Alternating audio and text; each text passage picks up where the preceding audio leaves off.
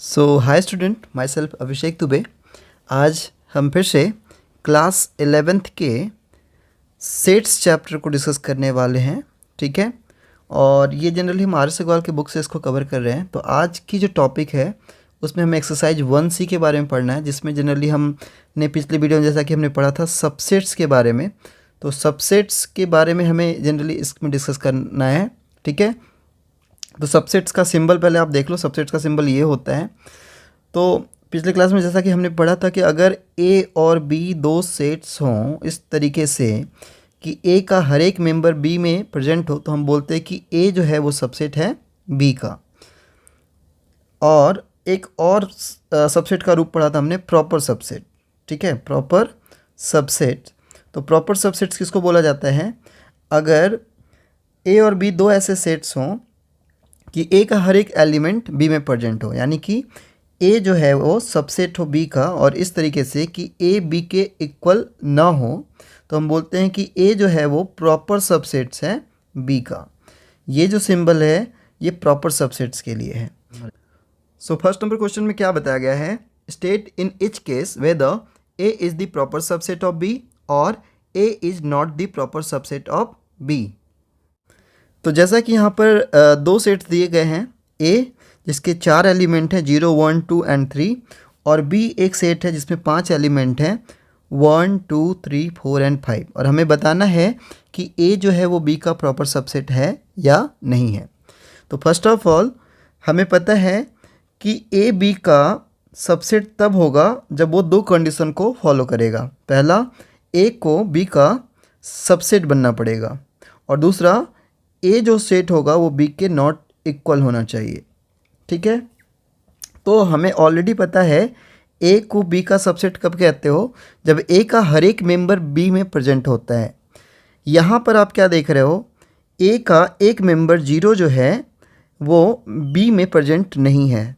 तो चूँकि यहाँ पर 0 जो है वो बिलोंग नहीं करता है किससे? बी से, तो हम एक कह सकते हैं कि ए जो है वो सबसेट नहीं होगा किसका? बी का। और अगर ए बी का सबसेट नहीं है तो आप बोल सकते हो hence A is not the proper set of B. तो आइए सेकेंड नंबर क्वेश्चन में क्या दिया हुआ है उस पर डिस्कस कर लेते हैं। सेकेंड नंबर क्वेश्चन में दिया हुआ है कि a is equal to 5 and b is equal to 0। तो a जो है यहाँ पर एक न्यूल सेट है, और जैसा कि हमें पता है कि 5 जो होता है वो एवरी सेट्स का क्या होता है? सबसेट होता है। तो यहाँ पर हम बोल सकते हैं कि since 5 is the subset of every sets, hence आप बोल सकते हो कि A is the proper subset of B। ऐसे ही थर्ड नंबर क्वेश्चन को अगर आप ध्यान से देखोगे तो यहाँ पर ए एक सेट है जिसके 3 एलिमेंट है 1, 2 एंड 3, और बी जो है उसके भी 3 एलिमेंट है 1, 2 एंड 4। बट ए का एक एलिमेंट 3 जो है ये बिलोंग नहीं कर रहा है किससे? बी से। तो since 3 does not belongs to B, hence हम बोल सकते हैं कि ए जो है वो प्रॉपर सबसेट नहीं है बी का।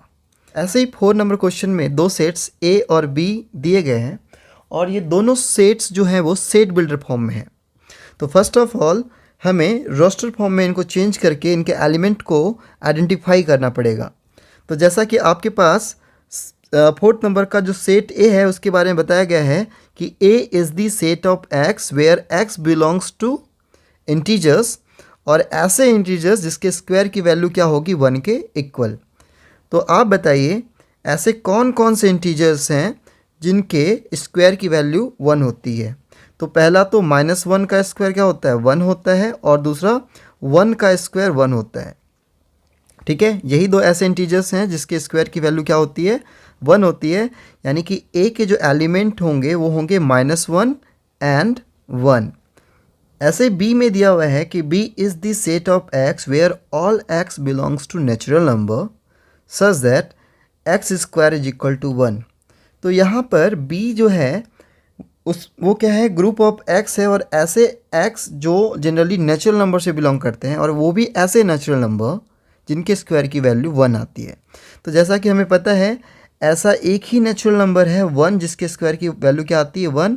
तो यानी कि बी में केवल एक ही एलिमेंट है ना पॉसिबल है। तो ऐसे हम देखते हैं कि ए के दो एलिमेंट है -1 और 1, और बी के एक ही एलिमेंट है 1। चूँकि ए का हर एक मेंबर बी में नहीं है, तो हम बोल सकते हैं A is not the proper subset of B. Okay,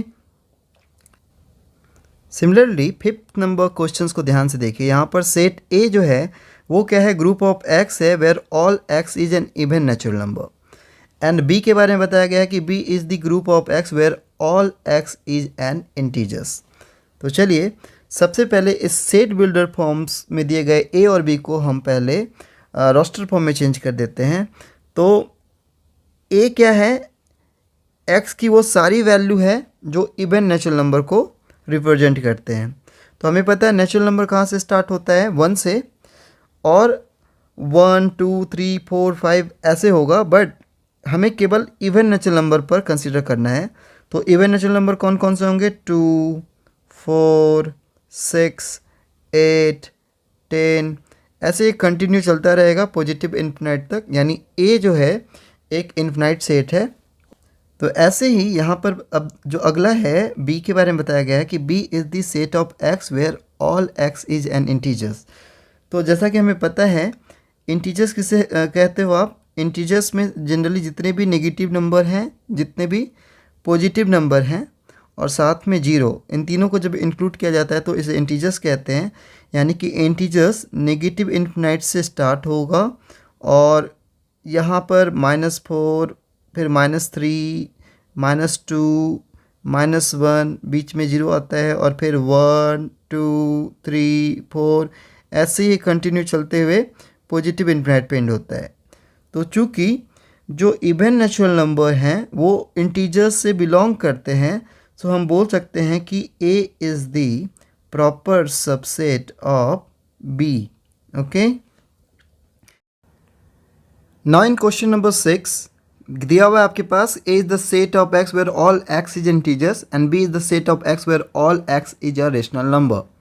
ठीक है, तो ए क्या है, ऐसे सेट्स हैं जिसमें जितने भी एक्स है वो इंटीजर्स को रिप्रेजेंट कर रहे हैं, और बी एक ऐसा सेट है जिसमें जितने भी एक्स है वो रेशनल नंबर को रिप्रेजेंट कर रहा है।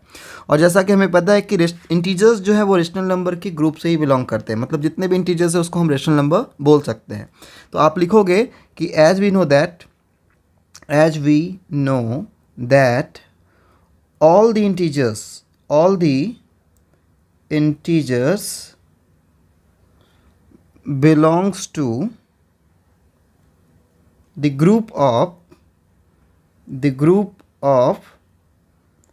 Rational number. जितने भी इंटीजर्स हैं वो रेशनल नंबर के ग्रुप से बिलोंग करते हैं। हेंस ए का हर एक एलिमेंट क्या है, बी में प्रेजेंट होगा। सो आप बोल सकते हो कि A is the proper subset of B. Okay, तो आइए क्वेश्चन नंबर 7 पे बात कर लेते हैं। क्वेश्चन नंबर 7 में क्या दिया हुआ है, A is the set of x where all x is a real number and B is the set of x where all x is a complex number. तो सबसे पहले हम बात कर लेते हैं यहाँ रियल नंबर के बारे में। तो रियल नंबर से आप ऑलरेडी फैमिलियर हैं। रियल नंबर किसे कहा जाता है, तो आपने पढ़ा था group of natural number. Okay, चाहे ग्रुप ऑफ होल नंबर हो, चाहे वो ग्रुप ऑफ इंटीजर्स हो, या ग्रुप ऑफ रेशनल नंबर हो, या ग्रुप ऑफ इरेशनल नंबर हो, इन सब को कलेक्टिवली हम लोग क्या बोलते हैं, रियल नंबर कहते हैं। तो इसके बारे में तो हम ऑलरेडी फैमिलियर है, पिछले वीडियो में हमने पढ़ा था। यहाँ पर एक नई टॉपिक आ रही है, कॉम्प्लेक्स नंबर। तो चलिए सबसे पहले कॉम्प्लेक्स नंबर को समझने की कोशिश करते हैं। कॉम्प्लेक्स नंबर आखिर में होता क्या है। तो कॉम्प्लेक्स नंबर सम होता है रियल नंबर का और इमेजनरी नंबर का। यहाँ पर एक नई टॉपिक आ रही है कि इमेजनरी नंबर क्या होता है। तो इमेजनरी नंबर को समझने के लिए फर्स्ट ऑफ ऑल आपको यहाँ पर कुछ समझना पड़ेगा। सपोज करें रूट के अंदर कोई नेगेटिव नंबर है, जैसे कि रूट अंडर -9।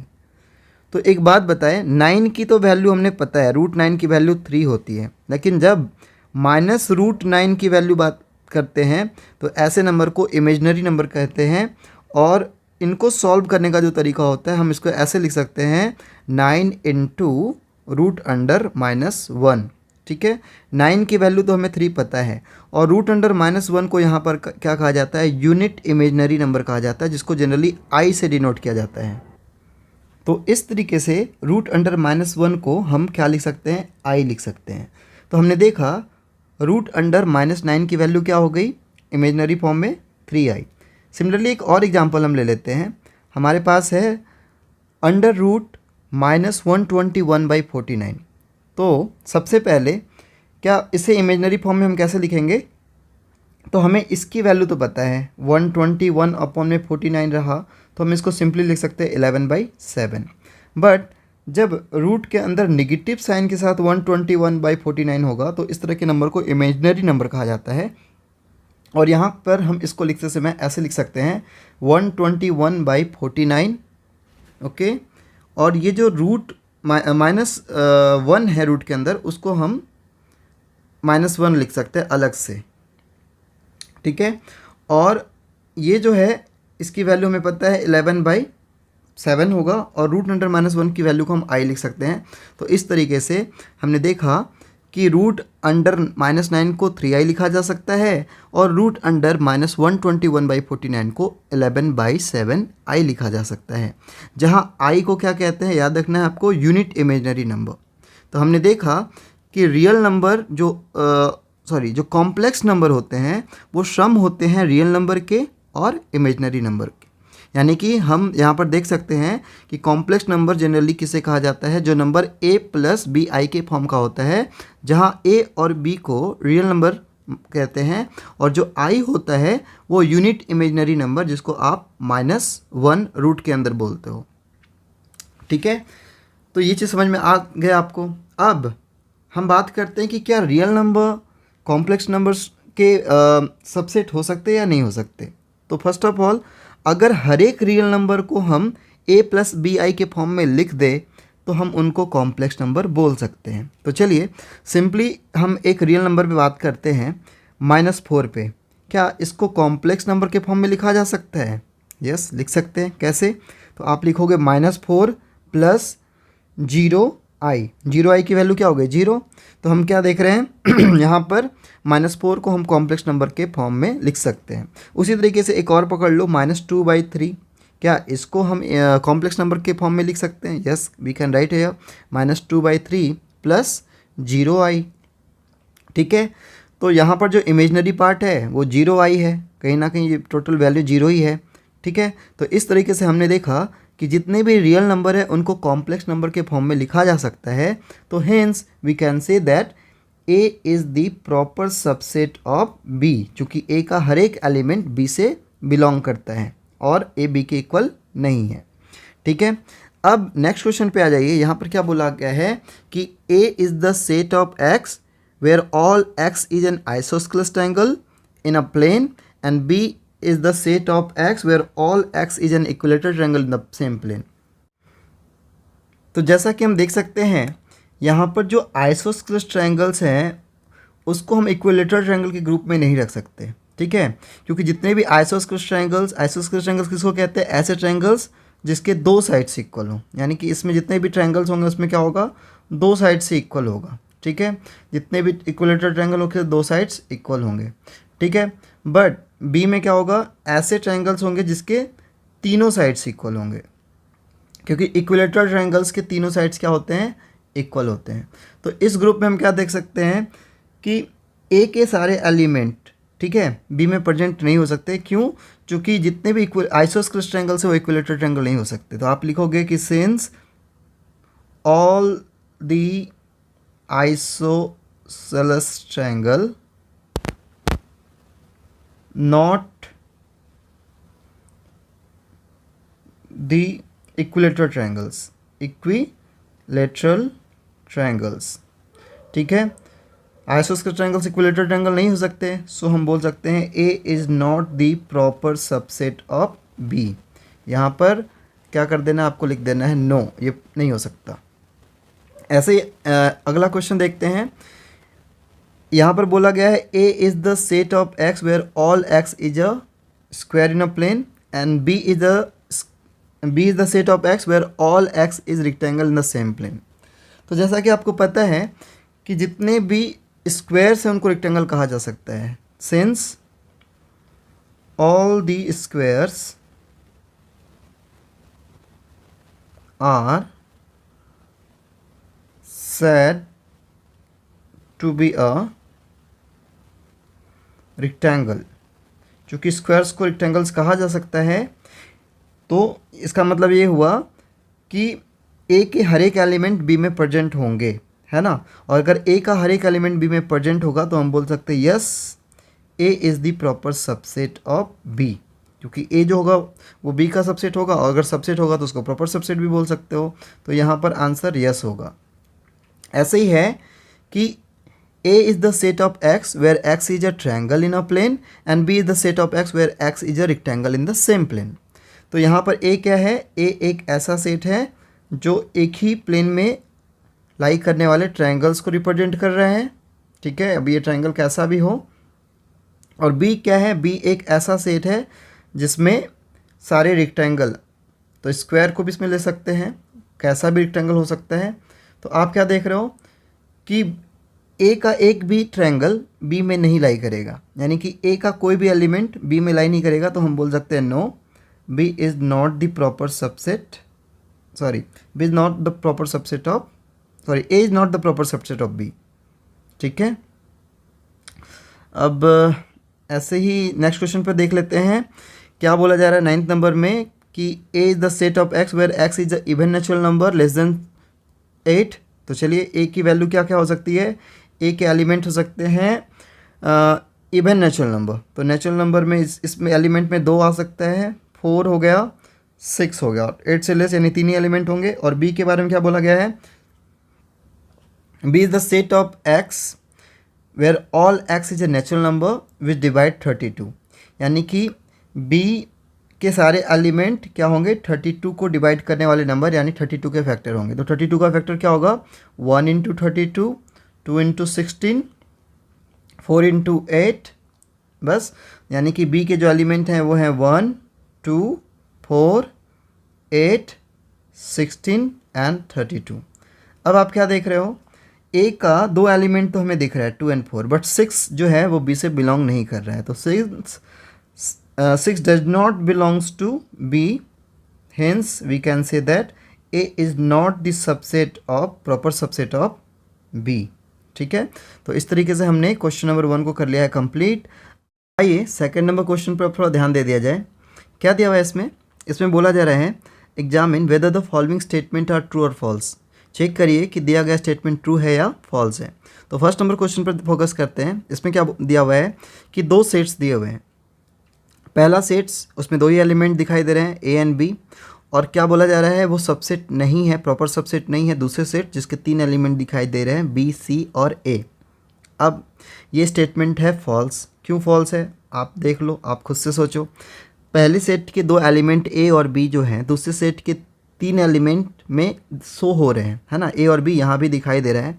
तो इसका मतलब क्या हुआ कि ए और बी, यहाँ पर जो पहला सेट है, फर्स्ट सेट को अगर आप इसको ए मान लो और इसको बी मान लो तो हम बोल सकते हैं कि यस ए जो है वो प्रॉपर सबसेट है बी का। तो इस तरीके से ये वाला स्टेटमेंट हो गया रॉन्ग। सेकेंड में आते हैं। यहाँ पर क्या बोला जा रहा है कि ब्रेसेस के अंदर ए जो है वो बिलोंग कर रहा है इस सेट से। तो हम क्या देख रहे हैं कि इस सेट में जो एलिमेंट है वो केवल सिंगल ए है, वो ब्रेसेस के अंदर ए नहीं है, यानी कि ये जो ब्रेसेस के अंदर ए है वो बिलोंग नहीं कर रहा है इस सेट ए बी सी से, केवल ए बिलोंग कर रहा है इस सेट ए बी सी से, ठीक है। तो इसलिए ये स्टेटमेंट भी जो है वो क्या है? फॉल्स की श्रेणी में आएगा, ठीक है। अगला क्या बोला जा रहा है कि phi is the proper subset of this set, ठीक है। फाई जो है इस सेट का, जिसके 3 ही एलिमेंट आपको नज़र आ रहे हैं ए बी सी, इस सेट का क्या है?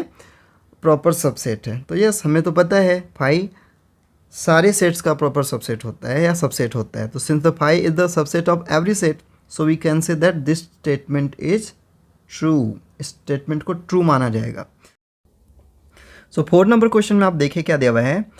यहाँ पर एक सेट है जिसके 2 ही एलिमेंट है ए एंड ई, और ये जो सेट है वो सबसेट है इस सेट का, जिसे सेट बिल्डर फॉर्म में कुछ इस तरीके से बताया गया है कि it is the group of x where all x belongs to vowels in English alphabets. यानी कि सेट बिल्डर फॉर्म में यहाँ पर दिया हुआ है हमारे पास इस सेट के बारे में जो जानकारी है। अगर उसको हम लोग रोस्टर फॉर्म में लिखेंगे तो कुछ उसके एलिमेंट इस तरीके से दिखाई देंगे, ए ई आई ओ यू, चूँकि वोवेल्स में यही 5 अल्फ़ाबेट्स आते हैं। अब आप ध्यान से देखो, इस वाले सेट के जो 2 एलिमेंट हैं इस सेट में दिखाई दे रहे हैं, तो हम बोल सकते हैं यस ये क्या है, ट्रू है।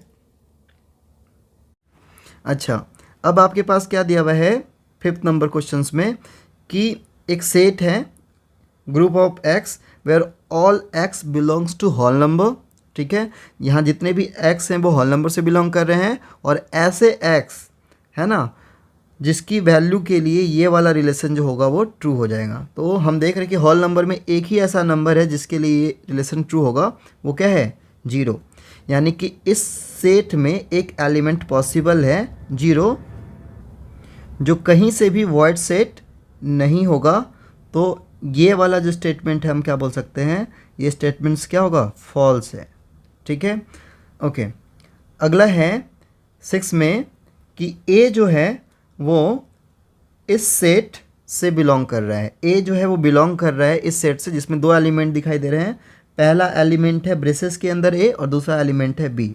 तो ये भी स्टेटमेंट फॉल्स होगा क्योंकि ए नहीं बिलोंग कर रहा है इस सेट से, है ना। ब्रेसेस के अंदर ए होता, ठीक है, तो हम बोलते हैं यस ब्रेसेस के अंदर ए जो है वो इस सेट, है ना, कौन से सेट, ब्रेसेस के अंदर ए और बी से बिलोंग कर रहा है। तो ये ट्रू स्टेटमेंट होगा। बट ये वाला जो स्टेटमेंट यहाँ पर दिया हुआ है ये कहीं ना कहीं क्या है, फॉल्स स्टेटमेंट है। ट्रू स्टेटमेंट ये है। ठीक है, चलिए अगला है क्या दिया हुआ है आपके पास कि ब्रेसेस के अंदर ए जो है, यानी ये जो सेट है वो सबसेट होगा किसका, इस सेट का जिसके 2 एलिमेंट हैं ब्रेसेस के अंदर ए और बी। तो ये भी स्टेटमेंट क्या है, फॉल्स है। ये स्टेटमेंट फॉल्स क्यों है, क्योंकि हम क्या देख रहे हैं, इस सेट में 2 एलिमेंट हैं, एक तो ब्रेसेस के अंदर ए है और दूसरा बी है। ठीक है, तो अगर यहाँ पर देखा जाए तो इससे लिखने का तरीका क्या होगा, हम लिखेंगे कि ब्रेसेस के अंदर ए और उसके ऊपर एक और ब्रेसेस डाल देंगे तो ये बनेगा एक सेट, और ये सबसेट होगा इस वाले सेट का, है ना। इस वाले सेट का ये क्या बन जाएगा, सबसेट बन जाएगा। तो ऐसा तो दिया नहीं है, केवल एक लिख दिया, एलिमेंट को बोल रहा है कि हाँ ये एलिमेंट सबसेट होगा किसका, इस सेट का। ठीक है, जो पॉसिबल है ही नहीं। ठीक है, एलिमेंट कभी भी नहीं हो सकता, एलिमेंट के ऊपर एक ब्रेसेस लगाना पड़ेगा आपको। तो एलिमेंट क्या है आपका, ब्रेसेस के अंदर ये। ठीक है, एलिमेंट क्या है, ब्रेसेस के अंदर ए है, तो एक तो एलिमेंट वाला ब्रेस लगाना पड़ेगा, ब्रेसेस लगाना पड़ेगा, और उसके बाहर भी एक ब्रेसेस किसके लिए, सेट्स वाला। तो इस तरीके से ये स्टेटमेंट भी क्या हो गया, फॉल्स है। 8 नंबर में आते हैं, यहाँ पे क्या बोला गया है कि ब्रेसेस के अंदर बी और सी जो है वो सबसेट होगा इस सेट का। तो यहाँ भी ये स्टेटमेंट क्या होगा, फॉल्स। क्यों, क्योंकि ब्रेसेस के अंदर बी एंड सी तो यहाँ पर क्या है, एक एलिमेंट है। तो हम एलिमेंट को सबसेट थोड़ी बोल सकते हैं, हमें क्या करना पड़ेगा, हमें उस एलिमेंट के ब्रेसेस के अलावे एक सेट का भी ब्रेसेस उसके ऊपर लगाना पड़ेगा, तब हम बोलेंगे हाँ यस ये जो होगा इस गिवन सेट्स का क्या होगा, प्रॉपर सबसेट होगा। ठीक है, ये ट्रू होगा। तो यहाँ पर इस स्टेटमेंट को भी आप क्या लिखोगे, ये भी स्टेटमेंट क्या है आपका, फॉल्स की श्रेणी में आएगा। ठीक है, चलिए अगला है 9th में, यहाँ पर एक सेट है ए बी बी, और ये सेट दूसरे सेट ए बी के इक्वल होगा। तो यस ये तो ट्रू है। क्यों, क्योंकि सेट्स में रिपीटेशन अलाउ नहीं होता। तो ये जो ए और बी कितने बार भी है, इसको हम सिंपली ऐसे ही लिख सकते हैं। ठीक है, यानी कि ये सेट जो होगा दूसरे वाले सेट के इक्वल ही माना जाएगा। ठीक है, अच्छा यहाँ पर क्या 10th नंबर में यहाँ पर दिया हुआ है ए बी ऐसे करते हुए इन्फिनाइट सेट है। तो हमें तो पता है कि रिपीटेशन अलाउड नहीं है।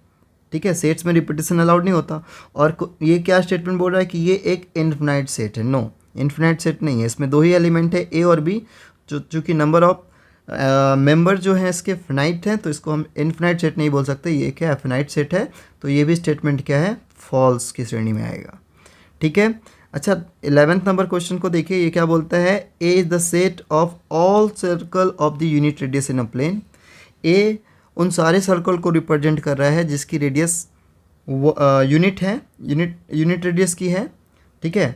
और B is the set of all circle in the same plane, और बी जो है वो क्या है सारे सर्कल को रिप्रेजेंट कर रहा है उस प्लेन में रहने वाले। तो यहाँ बोल रहा है कि ए जो है वो प्रॉपर सबसेट है बी का, तो यस यहाँ हम बोल सकते हैं कि ए जो होगा वो प्रॉपर सबसेट होगा बी का, तो ये ट्रू में आएगा।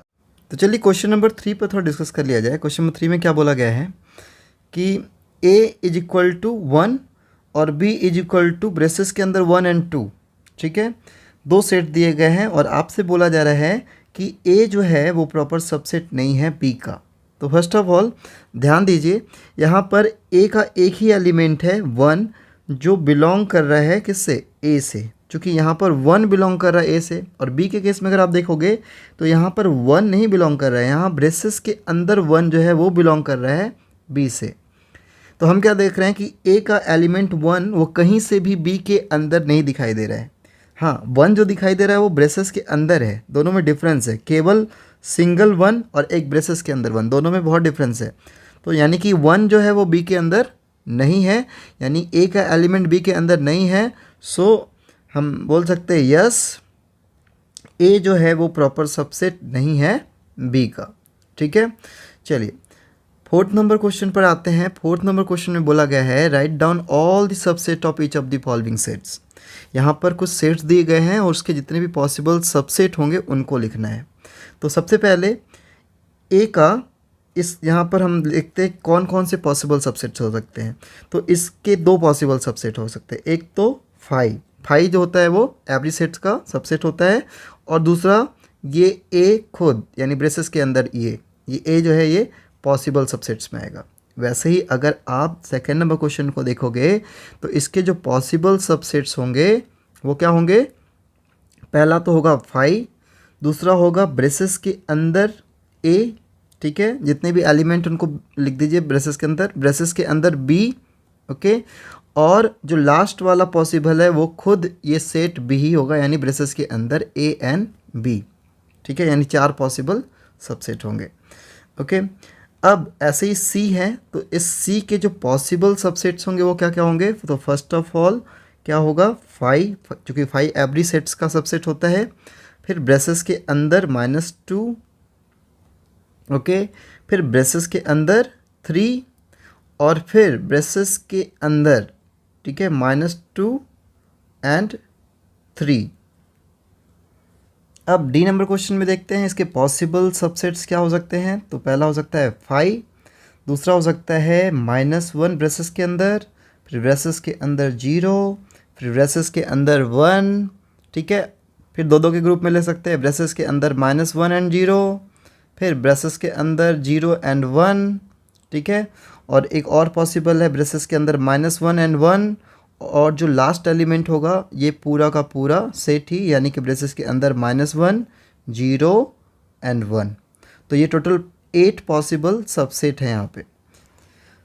तो E इज इक्वल टू 5, तो हमें पता है कि 5 का केवल एक ही पॉसिबल सबसेट है, वो क्या है 5। सो यहाँ पर E का जो सबसेट होगा केवल वो क्या हो सकता है 5 ही हो सकता है। नेक्स्ट क्वेश्चन पे आते हैं। यहाँ पर F इज इक्वल टू एक तो 2 है और दूसरा एलिमेंट ब्रेसेस के अंदर 3 है। तो इसके जो पॉसिबल सबसेट्स होंगे वो क्या होंगे, इसके जो पॉसिबल सबसेट होंगे पहला तो 5 हो गया, दूसरा ब्रेसेस के अंदर 2 हो गया, तीसरा ब्रेसेस के अंदर 3, यानी इसमें डबल ब्रेसेस देना होगा, चूँकि एक तो ये पूरा एलिमेंट और उसके ऊपर एक क्या करना है आपको सेट वाला ब्रेसेस लगाना पड़ेगा, ये हो गया। ओके, और क्या पॉसिबिलिटीज है, अब पॉसिबिलिटीज है ये पूरा का पूरा सेट सी। ठीक है, यानी 2, फिर ब्रेसेस के अंदर 3, और फिर करेंगे एक और ब्रेसेस से इसको क्लोज। तो इस तरीके से इसके 4 पॉसिबल सबसेट है। यहाँ पर जी जो है वो उसमें क्या दिया हुआ है, 3 एलिमेंट दिए हुए हैं, एक है 3, 4, और इस पूरे को आप एक ही एलिमेंट मानोगे। तो पॉसिबल सबसेट्स क्या क्या हो सकते हैं, 0 हो सकता है, ब्रेसेस के अंदर 3 हो सकता है, ब्रेसेस के अंदर 4 हो सकता है, ओके, या फिर ब्रेसेस के अंदर, डबल ब्रेसेस के अंदर 5 6 हो सकता है, ठीक है। अच्छा, अब दो दो करके ले लेते हैं, तो ब्रेसेस के अंदर 3 और 4 भी हो सकता है, ओके, या ब्रेसेस के अंदर 3 कॉमा फिर एक और ब्रेसेस के अंदर 5 6 भी आप लिख सकते हो, ठीक है, या फिर ब्रेसेस के अंदर 4 कॉमा फिर ब्रेसेस के अंदर 5 6 को भी लिखा जा सकता है। तो ये 7 कंप्लीट हो गया, और लास्टली इस पूरे सेट्स को भी इसका सबसेट लिखा जा सकता है, यानी 3 4 कॉमा 5 6, ओके। इस तरीके से हमने देखा टोटल 8 पॉसिबल सबसेट इस केस में हो सकते हैं। अब यहाँ पर क्या दिया हुआ है 5th नंबर क्वेश्चंस में कि express each of the following sets as an interval. Sets को एज अ इंटरवल हमें रिप्रेजेंट करना है। तो पहला क्या दिया हुआ है, ये हमारे पास दिया हुआ है सेट बिल्डर फॉर्म में कि A is the set of x where all x belongs to the real number such that x की जो वैल्यू है -4 से बड़ी है but it will be less than 0। यानी कि आप क्या देख रहे हो, ये जो पहला नंबर ए नंबर सेट्स है ये ओपन इंटरवल सेट्स को रिप्रेजेंट कर रहा है। तो ओपन इंटरवल में हमें क्या पता है, हमें पता है इसे हम ऐसे लिख सकते हैं a is equal to small bracket के अंदर -4, ठीक है, एंड कॉमा, और इसको फिर स्मॉल ब्रैकेट से आप कर दो क्लोज। चूँकि यहाँ पर क्या हो रहा है कि यहाँ पर आप -4 से लेकर 0 के बीच का जितना नंबर है सबको इंक्लूड करना है इस ग्रुप में, बट 4 को और 0 को इंक्लूड नहीं करना है। तो इसको हम यहाँ पर 4 और 0 को यहाँ पर डार्क लाइन से इंडिकेट नहीं करेंगे, ठीक है। और ऐसे इंटरवल को क्या कहा जाता है, ओपन इंटरवल, ओके। चलिए अगला क्या दिया हुआ है आपके पास, नेक्स्ट है कि B is the set of X where all X belongs to real number such that X की जो वैल्यू है वो कैसी है, X की जो वैल्यू है इट इज़ ग्रेटर देन और equal to 0 but it will be less than 3, ठीक है।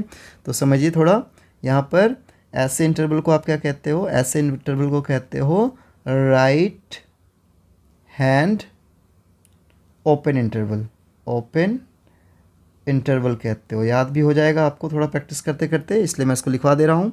अच्छा, तो आप इसको लिखोगे कैसे, आप लिखोगे b इज इक्वल टू, और यहाँ पर जो x है उसमें 0 को भी इंक्लूड किया गया है, तो जो जिसको इंक्लूड किया जाएगा उधर आप बड़ा वाला ब्रैकेट लगा दो।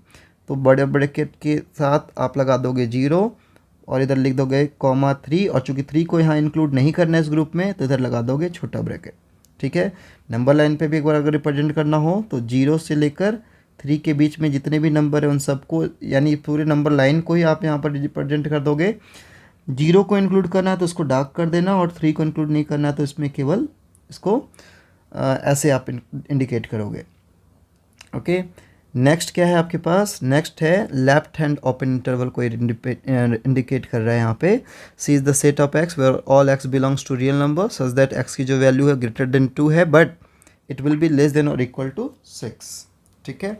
तो चलिए ये क्या है, ऐसे इंटरवल को आप कहते हो left hand open interval, open interval. और यहाँ पर जो लेफ्ट वाला जो नंबर है, सॉरी इंटरवल, तो यहाँ पर लेफ्ट साइड का जो नंबर है उसको इंक्लूड नहीं करते इस ग्रुप में। यानी कि आप कैसे लिखोगे, c इज इक्वल टू, और जिसको इंक्लूड नहीं करना उधर स्मॉल ब्रैकेट लगाइए 2 कॉमा, और 6 को इंक्लूड करना है तो उधर बिग ब्रैकेट का साइन दिखा दीजिए। और नंबर लाइन पर अगर दिखाने की बात हो तो इसमें 2 से लेकर 6 के बीच में जितने भी नंबर्स हैं, ठीक है, ये पूरा का पूरा नंबर लाइन ही इसमें आ जाएगा। बट यहाँ पर 2 को इंक्लूड नहीं करना है तो 2 को केवल ऐसे दिखा दीजिए और 6 को कर दीजिए डार्क, ठीक है। तो ये चीज़ समझ में आ गया होगा आपको। ऐसे ही 4 है, 4 नंबर क्वेश्चन में क्या है, D the set of x where all x belongs to real number, और x की जो वैल्यू है -5 से बड़ी है या इक्वल है, बट ये जो x होगा वो 2 के इक्वल या 2 से छोटी होगी। ऐसे इंटरवल को हम लोग क्या बोलते हैं, ऐसे इंटरवल को हम लोग क्लोज्ड इंटरवल कहते हैं। क्या कहते हैं, क्लोज्ड इंटरवल कहते हैं। और इस ग्रुप ऑफ नंबर में क्या है, -5 भी इंक्लूड होगा -2 भी इंक्लूड होगा और -5 और 2 के बीच में जितने भी रियल नंबर आएंगे सबको हम इंक्लूड कर लेंगे। यानी कि हम ऐसे लिख सकते हैं D इज इक्वल टू, चूँकि 5 को इंक्लूड करना है तो उधर भी बिग ब्रैकेट सा दिखाई देगा, यानी 50 -5 कॉमा 2, और चूँकि 2 को भी इंक्लूड करना है तो इधर भी बिग ब्रैकेट लगाना है। नंबर लाइन पर अगर दिखाने की बात आ जाए तो -5 से लेकर 2 के बीच में जितने भी नंबर्स हैं उन सबको हम यहाँ पर इंडिकेट करेंगे, यानी ये पूरा का पूरा नंबर लाइन -5 से 2 के बीच का जितना भी नंबर लाइन है उस सबको आप यहाँ पर इंक्लूड करोगे, और साथ साथ इंक्लूड करोगे 5 को और 2 को, तो इसको कर दोगे डार्क। तो इस तरीके से हमने इसका क्लोज इंटरवल लिख दिया। ऐसे ही दिया हुआ है, is the set of x where all x belongs to real number such that x की जो वैल्यू है वो -3 से बड़ी या इक्वल है but it will be less then 2। तो ये कैसा इंटरवल है, ये है राइट हैंड ओपन इंटरवल।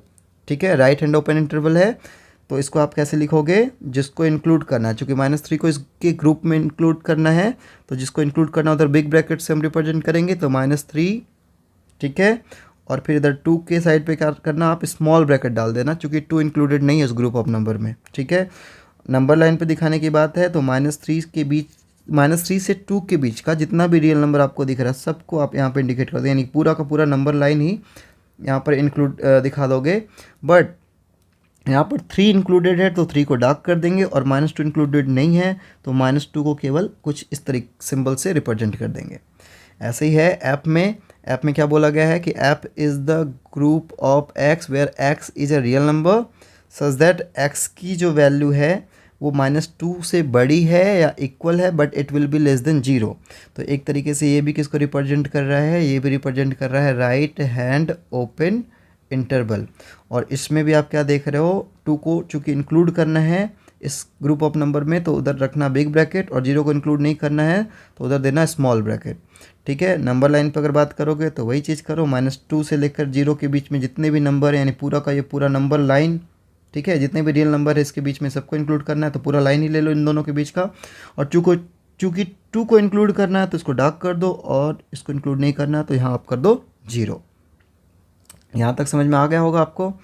चलिए, अब आपके पास कुछ क्वेश्चंस दिए गए हैं। 6 नंबर में बोला क्या जा रहा है, right each of the following interval in the set builder form. Intervals को आप सेट बिल्डर फॉर्म में लिखना है।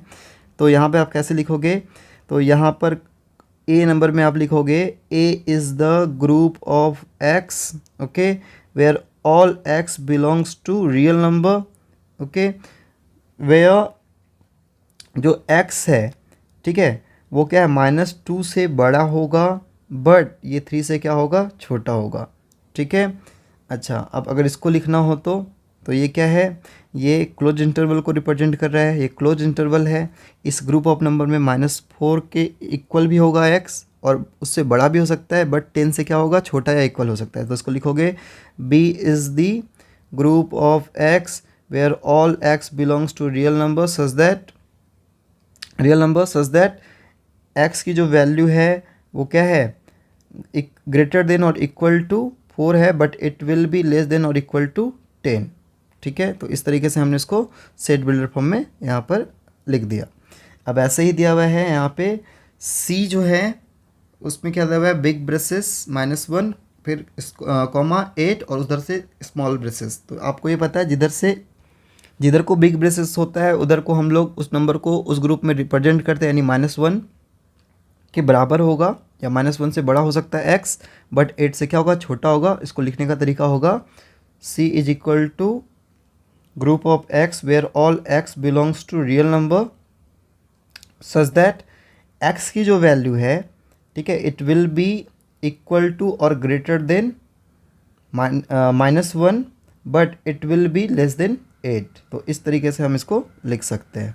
और सॉरी, इन सब में मैंने क्या किया था, ब्रेसेस के अंदर रिप्रेजेंट नहीं किया था, तो ब्रेसेस के अंदर ज़रूर आप रिप्रेजेंट कर दीजिएगा ऐसे करके। ठीक है, ओके। अब ऐसे ही है आपके पास 4 9, तो आप इसको कैसे लिखोगे,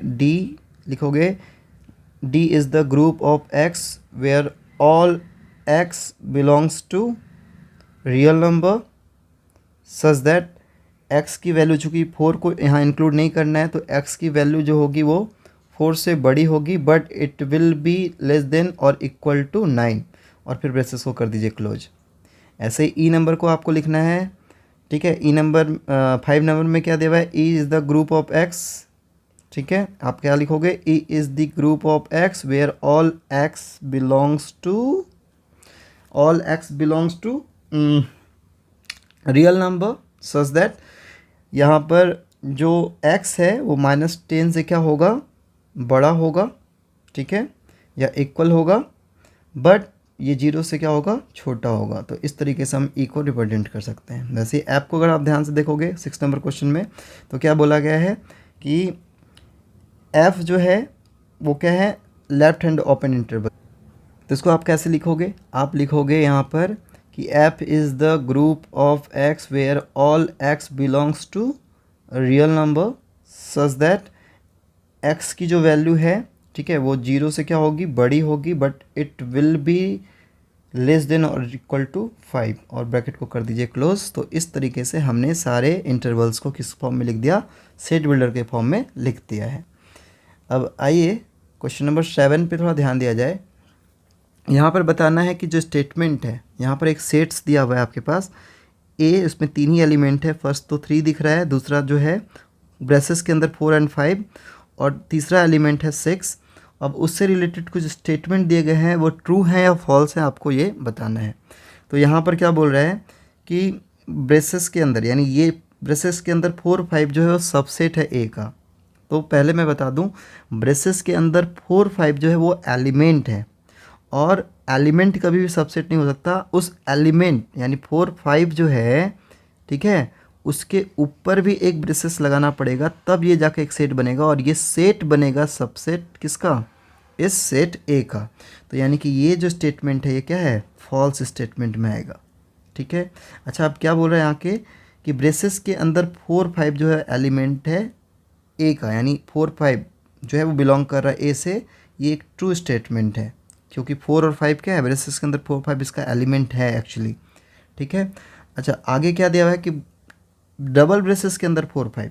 तो अभी हमने बताया था कि देखो, अगर ये वाला कंडीशन होगा तो हम बोलेंगे यस सबसेट है। तो यस, ये वाला कंडीशन क्या है, सबसेट होगा। अच्छा, अब यहाँ पे क्या बोल रहा है कि 4 जो है वो बिलोंग कर रहा है ए से।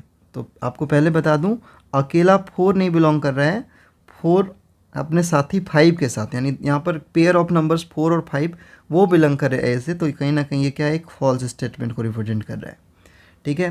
वैसे दिया हुआ है कि ब्रेसेस के अंदर 3, तो यस, ब्रेसेस के अंदर 3 जो है वो सबसेट है ए का। तो यस, 3 जो है वो बिलोंग कर रहा है ए से। ठीक है। तो अगर सबसेट की बात करेंगे तो यस, ये वाला स्टेटमेंट जो है वो ट्रू होगा, क्योंकि एलिमेंट के ऊपर हम ब्रेसेस यहाँ पर लगा पड़ा है, तो इसको आप बोल सकते हो यस, ये ट्रू है। तो 6 नंबर क्वेश्चन में क्या दिया हुआ है, ब्रेसेस के अंदर 5 जो है वो सबसेट होगा ए का। तो नहीं, अब तक हमने पढ़ा था कि जो 5 होता है वो किसी भी सेट का सबसेट हो सकता है। हमने कभी ये नहीं पढ़ा कि ब्रेसेस के अंदर 5 जो होता है वो सबसेट होता है किसी भी एलिमेंट, किसी भी सेट का। सो ये एक फॉल्स स्टेटमेंट को रिप्रेजेंट कर रहा है। इसके बाद के स्टेटमेंट को देखो, तो यहाँ पर बोला कि 5 इज द सबसेट ऑफ ए, तो ये ट्रू होगा। ठीक है, 5 को बोला जा सकता है, बट ब्रेसेस के अंदर 5 दे दे तो ये फॉल्स हो जाएगा, जैसे कि इससे पहले वाले क्वेश्चन में बोला था। ये तो ट्रू में ही आएगा। अभी क्या दिया हुआ है, 3 4 5, 3 4 5 इज़ द सबसेट ऑफ ए। तो पहली बात तो सुनो, यहाँ पर 3 एलिमेंट दिखाई दे रहे हैं, 4 और 5, बट 4 और 5 ये अकेले में नहीं है, है ना, ये पेयर में है। तो ये स्टेटमेंट भी एक तरीके से फॉल्स है। अगर ऐसा होता कि 3 और ये 4 और 5 क्या होते हैं, ब्रेसेस के अंदर होते ना, तो हम इसे बोल सकते थे हाँ ये सबसेट होगा ए का। बट ये वाला स्टेटमेंट जो है वो फॉल्स स्टेटमेंट है, इसको आप राइट नहीं करोगे। अच्छा, 3 और 6 जो है वो सबसेट है ए का, हाँ, तो ये ट्रू है। 3 और 6 जो है ये सबसेट होगा किसका, इस सेट ए का। तो क्वेश्चन नंबर 8 पर ध्यान देते हैं। यहाँ पर क्या दिया हुआ है, एक सेट ए है जिसके 3 एलिमेंट हैं ए बी सी, और हमें क्या करना है, इस सेट का पावर सेट निकालना है और number of element of power set find करना है। तो फर्स्ट ऑफ ऑल याद करिए, पावर सेट का डेफिनेशन आपको क्या बताया गया था। पावर सेट किसको कहते हो आप, पावर सेट्स क्या होता है, इसका डेफिनेशन क्या होता है, the collection of all subsets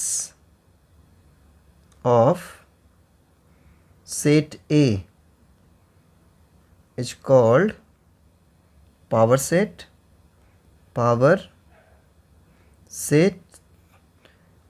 of A, and it is denoted by आपने पढ़ा होगा, एक बार मैं आपको याद दिला दे रहा हूँ डेफिनेशन। इसको किससे डिनोट करते हैं आप? P A से डिनोट करते हो, ठीक है। अगर number of element of A, अगर किसी सेट है उसमें नंबर ऑफ एलिमेंट A जो है वो क्या है? M हुआ, then number of element of power set of A क्या होगा? उसको हम डिनोट करते हैं 2 पे पावर M से, ठीक है। ये चीज़ हमने पढ़ा था किसके बारे में? पावर सेट्स के बारे में, ठीक है, कि the collection of all subsets of A set A is called power set of A and it is denoted by P A. अगर उस सेट में नंबर ऑफ एलिमेंट कितने हैं? m है, तो उसके पावर सेट में जो नंबर ऑफ एलिमेंट होते हैं वो 2 पे पावर m होते हैं। तो यहाँ पर हमें क्या करना है? यहाँ पे हमें इस सेट ए का पावर सेट फाइंड करना है। तो पावर सेट निकालने से पहले इसके पॉसिबल सेट्स निकालते हैं। तो जो ये पी ए होगा, ठीक है, क्या क्या होगा? हम सीधे पावर सेट लिख देते हैं। क्या होगा? ब्रेसेस के अंदर हम लिखेंगे इसके जितने पॉसिबल सबसेट हैं, तो 5 होगा, ठीक है। फिर ए होगा, ब्रेसेस के अंदर बी हो गया, ब्रेसेस के अंदर सी हो गया, फिर ब्रेसेस के अंदर ए एन बी हो गया, ब्रेसेस के अंदर बी एन सी हो गया, फिर ब्रेसेस के अंदर ए एन सी हो गया, और जो लास्ट वाला मेंबर होगा वो क्या होगा? ब्रेसेस के अंदर ये पूरा का पूरा सेट, यानी कि ए बी एंड सी, और इसको हम फिर कर देंगे ऐसे क्लोज। अब फर्स्ट ऑफ ऑल यहाँ पर जो नंबर ऑफ एलिमेंट ऑफ ए है वो कितना है? इस सेट में टोटल नंबर ऑफ एलिमेंट कितना है? 3 है। तो इस सेट ए के पावर सेट में जो नंबर ऑफ एलिमेंट होगा उसको जनरली हम किस फॉर्मूले से डिनोट करते हैं? 2 पे पावर m से। यहाँ पर m की वैल्यू क्या है? 3 के इक्वल है, तो 2 पे पावर 3 की वैल्यू क्या आ गई? 8। तो आप यहाँ पे देख भी सकते हो, काउंट करो, 1 2 3 4 5 6 7 8। तो इस पावर सेट में नंबर ऑफ एलिमेंट कितने होंगे? 8 होंगे, ठीक है। तो हमने 8 नंबर क्वेश्चन को इस तरीके से देख लिया। 9th वाला भी क्वेश्चन कुछ ऐसा ही दिया हुआ है, ठीक है। 9th वाले क्वेश्चन में देखिए तो यहाँ पर एक सेट है जिसमें 2 एलिमेंट है, पहला तो 1 है और दूसरा जो है यहाँ पर ब्रेसेस के अंदर 2 और 3। तो यहाँ पर 1 जो है वो एक एलिमेंट हो गया और 2 और 3 को हम कलेक्टिवली एक ही एलिमेंट मानेंगे। तो फिर से हमें बोला गया है क्या फाइंड करिए? इस ए का पावर सेट निकालिए और उसके पावर सेट में नंबर ऑफ एलिमेंट कितने होंगे बताइए। तो चलिए हम पहले निकाल लेते हैं पावर सेट ऑफ ए, यानी कि एक ऐसा कलेक्शन जिसमें इस सेट ए के जितने भी पॉसिबल सबसेट आ सकते हैं। तो पॉसिबल सबसेट क्या क्या हो सकता है इस ए का? पहला तो 5 हो गया, दूसरा ब्रेसेस के अंदर क्या होगा? 1 हो जाएगा, तीसरा जो होगा वो क्या होगा? ब्रेसेस के अंदर 2 और 3 हो गया, ठीक है। और चौथा जो होगा ये पूरा का पूरा सेट खुद होगा, यानी ब्रेसेस के अंदर 1 कॉमा फिर ब्रेसेस के अंदर 2 3, और इसको करेंगे क्लोज और फिर ब्रेसेस को करेंगे क्लोज। तो इस तरीके से हम देख सकते हैं यहाँ पर टोटल 4 एलिमेंट आएंगे। कैसे? हम फॉर्मूले से भी निकालने की कोशिश कर लेते हैं। हमें पता है कि अगर नंबर ऑफ एलिमेंट है ना, नंबर ऑफ एलिमेंट कितना रहा सेट का? नंबर ऑफ एलिमेंट m होता है। आपने पढ़ा होगा कि नंबर ऑफ एलिमेंट अगर सेट का क्या हो? m हो, तो number of element in the power set of a क्या रहेगा? उसको किस फॉर्मूले से डिनोट करते हो आप? 2 पे पावर m से। तो यहाँ पर नंबर ऑफ एलिमेंट कितना है आप देख सकते हो, यहाँ पर 2 ही एलिमेंट है, एक तो 1 और यहाँ पर दूसरा है कलेक्टिवली है ये 2 और 3, तो 2 एलिमेंट हैं। तो यहाँ पर number of element of the power set of A कितना होगा? 2 पे पावर 2 यानी कि 4। और यहाँ पे हम देख भी सकते हैं यहाँ पर 4 ही एलिमेंट हैं, एक एलिमेंट, दूसरा, तीसरा एलिमेंट और ये पूरा का पूरा चौथा एलिमेंट। तो इस तरीके से 9th नंबर क्वेश्चन हमारा कंप्लीट हुआ। अब आ जाइए 10th नंबर क्वेश्चन पे ध्यान देते हैं। 10th नंबर क्वेश्चन में क्या दिया हुआ है यहाँ पे? कि ए क्या है, एक न्यूल सेट है, ठीक है, यानी कि ए में नंबर ऑफ एलिमेंट कितने हैं, 0 हैं। तो आपसे बोला गया है फाइंड करना है number of element in the power set of A. इस ए के पावर सेट में नंबर ऑफ एलिमेंट कितना होगा। तो सिंपली पहले आप सीख लीजिए कि पी ए यहाँ पे क्या पॉसिबल है। तो पी ए क्या होगा, चूँकि ये न्यूल सेट में कुछ कोई एलिमेंट है ही नहीं, ठीक है, तो हम केवल इसको क्या लिख सकते हैं, ब्रेसेस के अंदर फाई जो होगा ये पावर सेट होगा ए का, ठीक है। अब यहाँ पर हम क्या देख रहे हैं कि नंबर ऑफ एलिमेंट इन ए क्या है, 0 है, चूँकि ये क्या है, एम्प्टी सेट है, ऐसा कोई एलिमेंट है ही नहीं। तो हमें क्या निकालना है, number of element in the power set of A. ये क्या होगा, तो फॉर्मूला याद है ना, 2 पे पावर n होता था, जहाँ m कौन होता था, इससे m से रिप्रेजेंट करते थे। तो यहाँ पर 2 पे पावर m होता था, है ना। तो 2 पे पावर 0 की वैल्यू क्या हो गई, 1। तो ये 1 देखो हमें यहाँ दिख रहा है, ठीक है। तो इस तरीके से number of element of the power set of A क्या होगा, 1 ही होगा। अच्छा, अब यहाँ पे क्या बोला जा रहा है कि यहाँ पर 3 सेट हैं। सेट ए में 3 एलिमेंट हैं, 1, 3 एंड 5। बी में 3 एलिमेंट हैं, 2, 4 एंड 6। और सी में 5 एलिमेंट हैं, 0, 2, 4, 6 एंड 8, ठीक है। हमें क्या बोला जा रहा है कि हमें यूनिवर्सल सेट निकालना है, इन तीनों का यूनिवर्सल सेट। तो यूनिवर्सल सेट क्या होता है आपको ऑलरेडी पता है, एक ऐसा सेट जिसमें इन तीनों सेट ए, बी और सी के तीनों के एलिमेंट को कलेक्टिवली देखा जा सके। तो यूनिवर्सल सेट क्या होगा, universal set of A, B and C is equal to, आप क्या लिख सकते हो, तो ये तीनों के एलिमेंट नज़र आ जाए। तो तीनों में कौन कौन से एलिमेंट दिख रहे हैं, 0 है, 1 है, 2 है, 3, 4, 5, 6 एंड 8। अब आप ध्यान से देखो, इस यूनिवर्सल सेट में ए के तीनों एलिमेंट दिखाई दे रहे हैं, 1, 3 एंड 5, ठीक है, दिख रहा है यहाँ पे। अच्छा, उसी तरीके से इस बी का तीनों एलिमेंट 2, 4 एंड 6 यहाँ पर दिख रहा है यूनिवर्सल सेट में। वैसे सी के तीनों पांचों एलिमेंट को देखो, 0 है, 2 है, 4 है, 6 है, 8 है। तो इस तरीके से ये जो है ये एक राइट आंसर है किसका, 11th नंबर क्वेश्चन का। तो हमने यहाँ पर 11th को कंप्लीट कर लिया। आ जाइए 12th नंबर क्वेश्चन को देखते हैं। चलिए 12th नंबर क्वेश्चन में क्या दिया हुआ उसको देखते हैं। बोला जा रहा है prove that if A is the subset of B and B is the subset of C and C is the subset of A, then prove that A is equal to C. चलिए इसको समझने के लिए सबसे पहले हम क्या करते हैं, कुछ सेट्स मान लेते हैं। ए में कुछ एलिमेंट ले लेते हैं, जैसे कि ए में ले लिया 1, 2, ठीक है। बी में क्या किया, ए से कुछ ज़्यादा सेट मान लिया, बी इक्वल टू 1, 2, 3 मान लिया। और सी इज इक्वल टू क्या मान लिया, 1, 2, 3 एंड 4। हम यहाँ पर देख सकते हैं जब हमने लेट किया है तो हम साफ साफ देख सकते हैं सेट ए जो है वो ना तो बी के इक्वल है और ना तो सी के इक्वल, यानी ये अनइक्वल सेट्स है।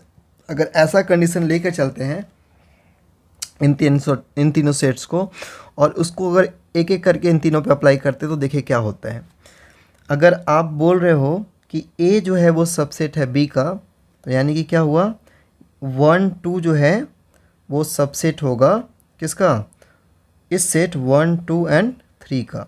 तो ये तो ट्रू हो गया। चलिए ये वाला तो रिलेशन बैठ गया। अच्छा, फिर यहाँ पर बोला गया था कि बी जो है वो सबसेट है सी का, तो इस रिलेशन के अकॉर्डिंग बी में एलिमेंट देख रहे हो 1, 2, 3 है। और सी में एलिमेंट क्या दिख रहा है आपको, 1, 2, 3 एंड 4 है। तो ये दूसरा वाला जो रिलेशन है ये भी क्या हो जाता है, ट्रू हो जाता है। बट अगर आप थर्ड वाला रिलेशन को देखोगे कि सी इज़ द सबसेट ऑफ ए, तब क्या होगा बताइए। तब आपके कहने का मतलब हुआ कि 1, 2, 3, 4 वो सबसेट है 1 एंड 2 का, ठीक है, जो पॉसिबल ही नहीं है, ये तो फॉल्स हो गया, है ना। और ये फॉल्स क्यों हो रहा है, ये फॉल्स इसलिए हो रहा है, सी ए का सबसेट तभी हो सकता है जब ये 3 और 4 इसमें प्रेजेंट ना हो। और अगर 3 और 4 प्रेजेंट नहीं होगा तो आप देख सकते हो इस समय हम ए और सी को हम क्या बोल सकते हैं, इक्वल सेट बोलेंगे, ठीक है। अगर 3 और 4 को आप एक्सक्लूड कर दोगे, ठीक है, तब जाके ये वाला जो रिलेशन है क्या होगा, ये रिलेशन ट्रू होगा। और ये रिलेशन चूँकि ये तीनों रिलेशन दिया हुआ है ना, और इस रिलेशन के ट्रू होने के लिए 3 और 4 को यहाँ से एक्सक्लूड करना होगा। और अगर 3 और 4 एक्सक्लूड हो गया तो जो सी की जो वैल्यू मिलेगी वो क्या होगी, 1 और 2 होगी। तो इसका मतलब क्या हुआ कि ए जो है वो सी के इक्वल होगा। अगर ये तीनों कंडीशन है क्वेश्चन में दिया हुआ तो ये तभी पॉसिबल है जब ए और सी आपस में क्या हो, इक्वल हो। तो ये प्रूव हो गया हमारा, ठीक है। वैसे 30 नंबर क्वेश्चन को अगर आप ध्यान से देखोगे तो 30 नंबर क्वेश्चन में क्या बोला जा रहा है, for any set A prove that A is the subset of 5 then A is equal to 5। यानी कि ए कोई सेट है और वो क्या है, वॉइड का सबसेट है।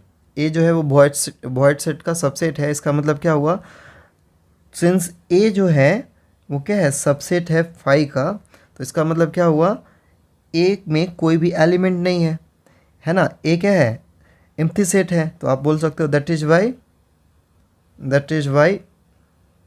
A is a empty set.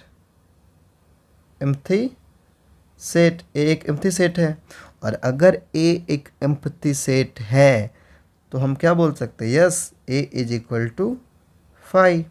हो गया प्रूव्ड। आशा है ये चीज़ समझ में आ गया होगा आपको।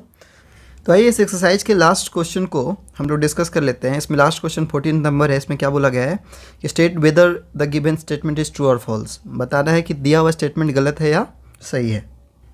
सो फर्स्ट स्टेटमेंट है कि if A is this proper subset of B and x is an element which doesn't belong to B then x will does not belong to A. यानी कि यहाँ पर ए जो है वो सबसेट है बी का। इसका मतलब क्या हुआ, अगर ए जो है वो सबसेट है बी का, इसका मतलब ये हुआ कि all the element of A will lie in B. A का हर एक एलिमेंट बी में लाई करेगा। अब एक कोई एलिमेंट एक्स है जो बी से बिलोंग नहीं कर रहा है, ठीक है। एलिमेंट एक्स जो है वो बी से बिलोंग नहीं कर रहा है तो वो ए से भी बिलोंग नहीं करेगा। तो ये तो भाई ट्रू है ना। क्यों ट्रू है आप ही बताओ, आप ही सोचो ट्रू क्यों होगा। तो फर्स्ट ऑफ ऑल आप खुद से देखो, एक एग्जांपल से इसको क्लियर कर लो। आपके पास क्या दिया हुआ है, ए एक सेट है, उसमें कितने एलिमेंट हैं, कुछ एलिमेंट होंगे, सोचो 1 2 और 3, इसके 3 एलिमेंट हैं। और बी एक सेट है, क्योंकि ए जो है वो सबसेट है किसका, बी का। तो यानी कि ए का सारा एलिमेंट उस बी में होगा।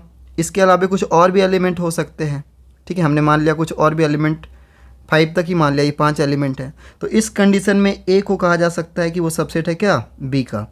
अब एक और एलिमेंट यहाँ पर एक्स पे कंसिडर करो। एक्स जो है वो बी में नहीं दिखाई दे रहा है। अगर आप इस बी सेट में देखो तो यहाँ पर क्या एक्स नहीं शो हो रहा है। तो हम बोल सकते हैं कि x doesn't belong to B. और फिर अगर इसी चीज़ को अगर आप यहाँ पर भी देखोगे, एक्स बी में नहीं है तो एक्स ए में भी तो कहाँ दिखाई दे रहा है। तो आप लिख सकते हो हेंस एक्स जो होगा वो डजेंट बिलोंग टू ए भी होगा, ठीक है। सिंपल है। नेक्स्ट क्वेश्चन पे आते हैं। बोल क्या रहे हैं कि A is the subset of 5। तो सिंस यहाँ पर ए जो है वो सबसेट है किसका, 5 का, हेंस हम बोल सकते हैं कि A is an empty set, ठीक है। A is an empty set. और अगर ए एक एम्प्टी सेट है तो हम बोल सकते हैं yes A is equal to 5। तो यानी कि ये जो स्टेटमेंट है हम इसको बोल सकते हैं यस ये ट्रू है, ठीक है। अच्छा, अगला जो क्वेश्चन है उसमें क्या दिया हुआ है, कि आपके पास if A B C are 3 sets, okay, such that A belongs to B. A जो है वो बी से बिलोंग कर रहा है, पूरा सेट ए ही बी में है, and B is the proper subset of C, then A is the proper subset of C.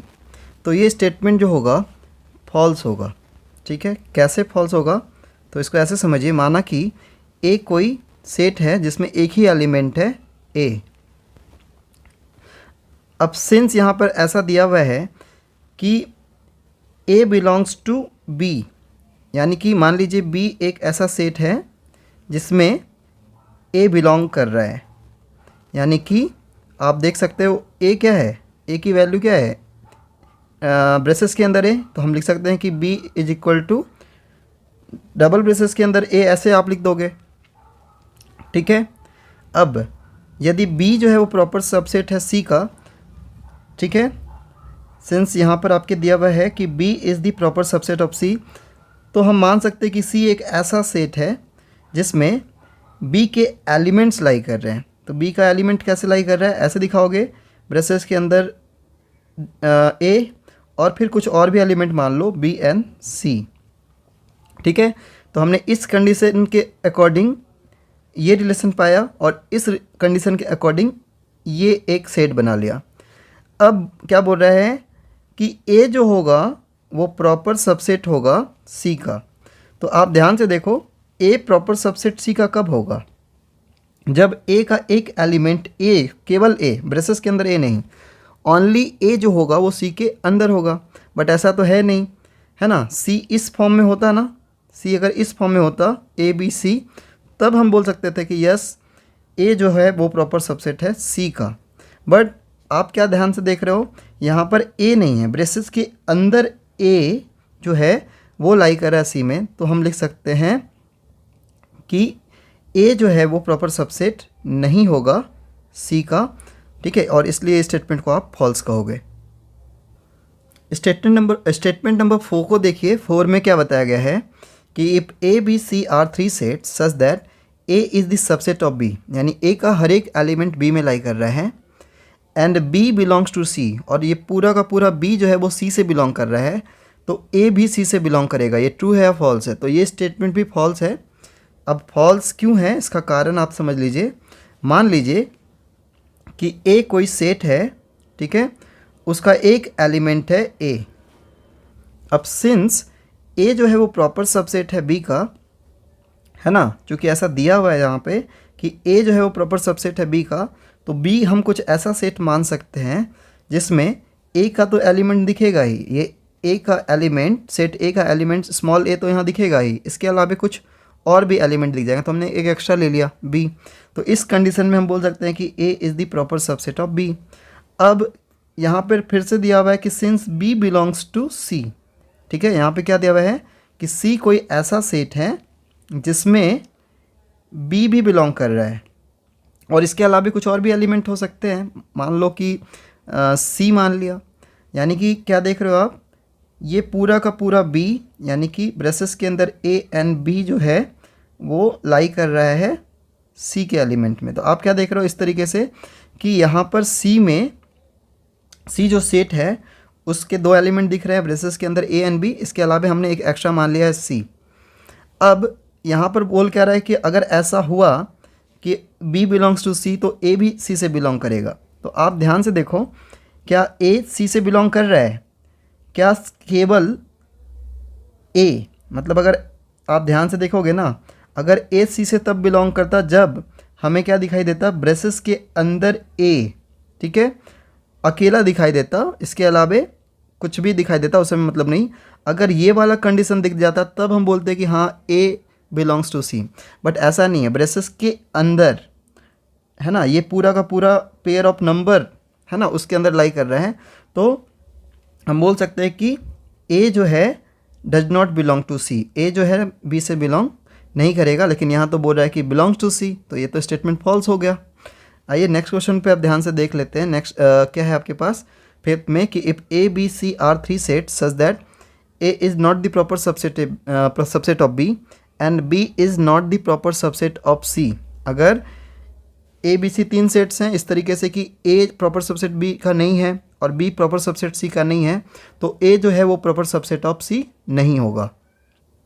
तो ये स्टेटमेंट भी क्या है, फॉल्स है, ठीक है। कैसे फॉल्स है समझते हैं।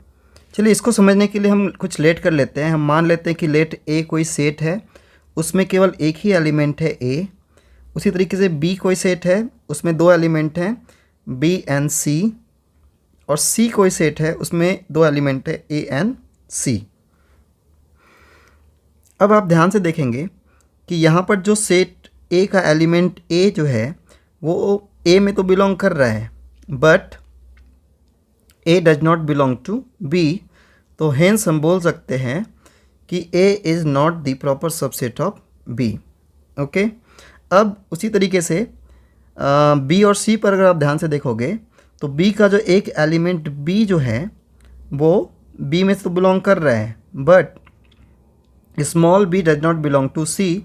तो हेंस आप बोल सकते हो कि B is not the proper subset of C. यानी कि ये दोनों कंडीशन जब हमें दिखाई दे रहा है। अब थर्ड कंडीशन पे ध्यान दीजिए, आप देख रहे हो कि ए जो है वो बिलोंग करता है सेट ए से भी, एंड ए जो है यहाँ पर आप ध्यान से देखो वो बिलोंग कर रहा है किससे, सी से भी। तो चूँकि सेट ए का एलिमेंट सेट सी में लाई करता है तो आप कह सकते हो hence A is the proper subset of C. ठीक है, तो इसलिए मैं बोल रहा हूँ कि ये स्टेटमेंट क्या हो जाएगा, फॉल्स। चूँकि यहाँ पर इस स्टेटमेंट के अकॉर्डिंग उसने क्या बोला था कि A is not the proper subset of C, जबकि हम क्या देख रहे हैं कि ऐसा कोई ज़रूरी नहीं है। कुछ एग्जांपल्स ऐसे भी होंगे जहाँ ए बी का सबसेट नहीं है और बी सी का सबसेट नहीं है, लेकिन उसके बाद भी ए और सी आपस में सबसेट हो सकते हैं। अब लास्ट क्वेश्चन को आप ध्यान से देखिए। लास्ट क्वेश्चन में क्या बोला गया है कि if A and B are the set such that x belongs to A and A belongs to B, then x belongs to B. तो ये स्टेटमेंट भी क्या है, फॉल्स है। कैसे फॉल्स है, तो मान लीजिए यहाँ पर x जो है वो a से बिलोंग कर रहा है, तो हम एक सेट a को ही मान लेते हैं कि इसमें एक ही एलिमेंट है, कौन, x। ठीक है, अब a जो है वो b से बिलोंग कर रहा है, तो हमने मान लिया कि b जो है एक ऐसा सेट है जिसमें एक ही एलिमेंट है और वो एलिमेंट क्या है, पूरा का पूरा सेट a। यानी कि आप क्या लिखोगे, इस a की जगह पे, है ना, इस a की जगह पे उसका पूरा वैल्यू, देन डबल ब्रेसेस के अंदर x चला जाएगा। तो अब क्या बोल रहा है कि ये जो x है वो b से भी बिलोंग करेगा, है ना। तो देखना थोड़ा, ये x b से बिलोंग कर रहा है, ब्रेसेस के अंदर x b से बिलोंग कर रहा है ना। यहाँ ऐसा तो नहीं है ना कि केवल सिंगल ब्रेसेस के अंदर x है जो b में दिख रहा है, नहीं, यहाँ पर क्या हो रहा है, डबल ब्रेसेस लग जा रहा है। तो हम नहीं बोल सकते कि x जो है वो बिलोंग करता है किससे, b से, x doesn't belong to b। तो हेंस ये वाला जो स्टेटमेंट है ये भी क्या है, एक फॉल्स स्टेटमेंट में आएगा। तो इस तरीके से हमने एक्सरसाइज 1C को कंप्लीट कर लिया। अब जो हमारा नेक्स्ट वीडियो होगा वो होगा exercise 1D from RS Aggarwal book.